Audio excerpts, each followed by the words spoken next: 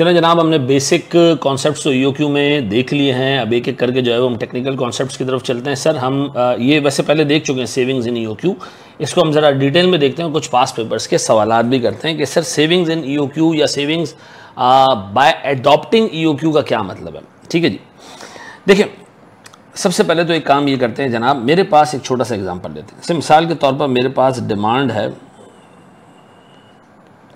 से कोई 2 लाख यूनिट्स की। ठीक है जी, मेरे पास सर डिमांड के बाद जनाब कोई holding cost per unit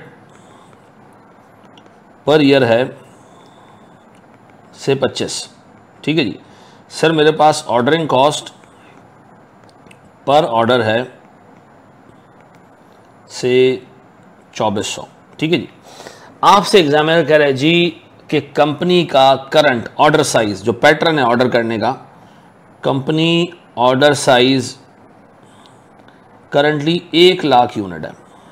company पूरे साल में 2 दफ़ा ऑर्डर करती है। ठीक है जी, हर 6 महीने पे 6 मंथ्स पे ऑर्डर करती है एक दफ़ा और 6 मंथ्स पे ऑर्डर करती है दूसरी दफ़ा। सारे स्टॉक्स ला के जो अपने पास रख लेती है और ये कंपनी का जो है वो परचेजिंग पैटर्न रहा है। ठीक है जी, आपसे कहा जा रहा है प्यारे भाई ज़रा ये बताएं कि ईओक्यू ऑप्ट करने पे कंपनी को क्या फ़ायदा होगा। ठीक है जी, तो एक काम करते हैं सर, जब भी आपको ये निकालना हो ना कि ईओक्यू ऑप्ट करने पे क्या फ़ायदा है, तो सबसे पहले तो आप ईओक्यू कैलकुलेट करें और फिर 2 कॉस्ट, कौन सी 2 कॉस्ट, एनुअल होल्डिंग कॉस्ट और एनुअल ऑर्डरिंग कॉस्ट, ये देख लें करंट क्या है और ईओक्यू पे क्या होंगी, इन दोनों को कंपेयर कर लें। ठीक है, आपको पता चल जाएगा कि ईओक्यू निकाला इसीलिए जाता है कि हमारी annual holding and annual ordering cost total यानी सम अप होके ऐड अप होके लोअर हो जाए, लोवेस्ट हो जाए। Done.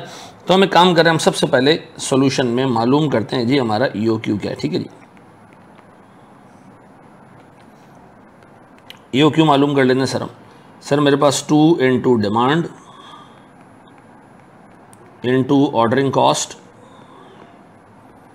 Divided by holding cost कितनी जी 25 raise the power half. Sir 2 into demand into ordering cost divided by holding cost raise to the power 0.5। ठीक है जी, मेरे पास सर ये आता है भैया 6196.77 6197 कर लूँ सर। इतने यूनिट जो है वो मुझे मंगवाने चाहिए, इतने यूनिट मुझे मंगवाने चाहिए, जबकि मैं करंटली काफ़ी ज़्यादा यूनिट मंगवा रहा हूँ। ठीक है जी, मैं करंटली मंगवा रहा हूँ 1 लाख यूनिट। ठीक है जी, अब आपने दोनों को कंपेयर कैसे करना है वो देख लें, गौर से देखिएगा मेरे बच्चों। आपने दरमियान में ऐसे एक लाइन लगानी है, इधर आपने लिखना है जनाब 1 लाख यूनिट्स इसका ऑर्डर साइज़, और यहाँ आपने लिखना है जनाब 6197 यूनिट्स का ऑर्डर साइज़। डन।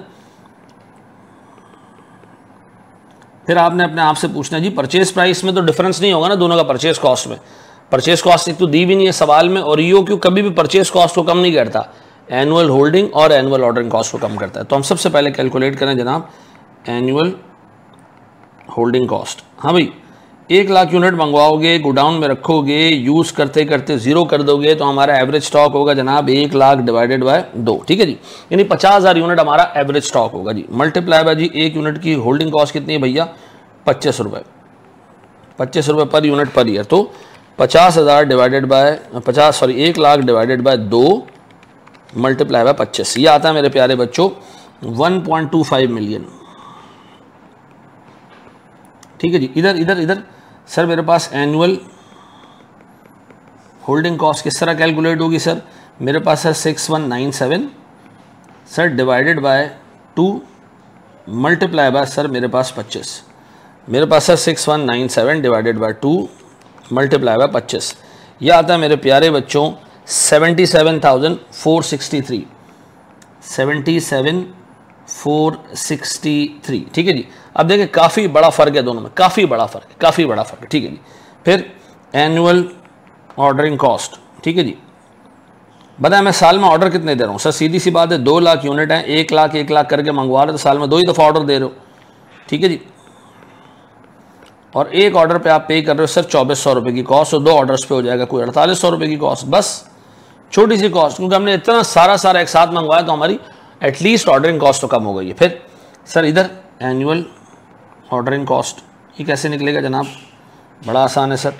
मैं कहूँगा जी मेरे पास 2 लाख यूनिट मैंने मंगवाने हैं सर, मेरे पास 6197 यूनिट में एक वक्त में मंगवाता हूँ, ठीक है जी, मल्टीप्लाई बाय सर 2400। प्यारे बच्चों, मैं तो ठीक ठाक ऑर्डर देने, 2 लाख डिवाइडेड बाय 6197 सर, ये तो मैंने कोई 32 या 33 ऑर्डर्स देने, मल्टीप्लाई बाय 2400, यह आता है मेरे प्यारे बच्चों 77460, ठीक है जी, 77456 है, 57 कर लें। अच्छा, ये दोनों वैसे आइडियली ईओक्यू में बराबर होते हैं, लेकिन चूंकि सर हमारे पास राउंडिंग ऑफ के फ़र्क की वजह से ये मामला आ रहा है, ये दोनों हमेशा वैसे बराबर होते हैं, ठीक है जी। एडअप कर लें सर, इन दोनों को एडअप करें, ठीक है जी, प्लस 77463, ये मेरे पास आ रहा है सर 154920, 154920, यानी स्टॉक मंगवा के होल्ड करने की कॉस्ट 1,54,920 है। और इधर इधर इधर कितनी है भैया सर, 1250,000 प्लस 4800, ये आ रहा है मेरे बच्चों 1254800। अब बताएं सर, मेरे पास इन दो कॉस्ट में जो डिफरेंस आ रहा है, सर वो सेविंग्स हैं, और वो कितनी है सर?